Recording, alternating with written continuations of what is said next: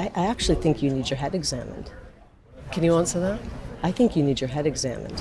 Donald Trump has talked, Mr. Trump's talked about the need for a new tone in politics, a civility in politics, a kind of unity. What does that mean to you? I actually think the tone has always been good. I believe that what we're trying to push is a strong economy, secure borders. These are policies everybody wants. And you don't think the tone in American politics got out of hand? I think the tone is really disturbing when the media is calling a man like Donald Trump Hitler. They're comparing him to Hitler. Like J.D. Vance did, you mean?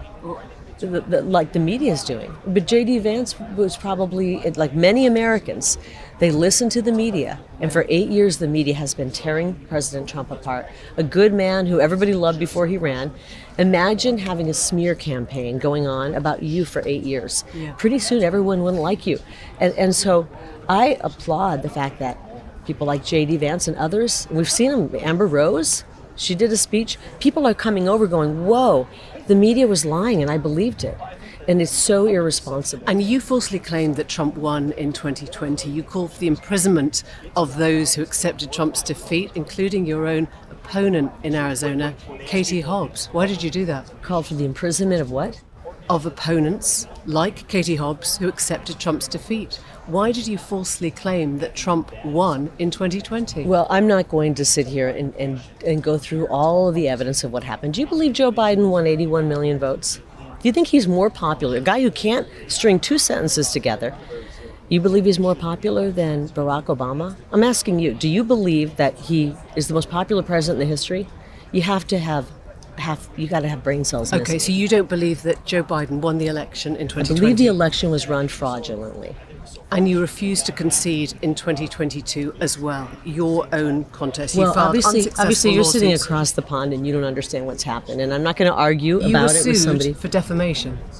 Yeah, because this is how corrupt the system is. I pointed out how they worked our elections. You lied about a top Arizona election official. You defamed him. You falsely accused him of injecting 30,000 illegal votes into machines, intentionally misprinting ballots. Yep. Do you stand by those claims? Yes, it happened. Would you like to repeat them on air now? It happened. You think you know what? that he intentionally misprinted ballots? If he sued you for this. Yes, I know. I'm in the middle of it right now. It's lawfare. And he said that you what? had turned his life upside down. He said you'd made him the target of threats of violence and death. I'm in the middle of a lawsuit and I'm not going to talk about it because I don't want to work. When you're in the middle of a lawsuit, you don't want to talk about it, okay?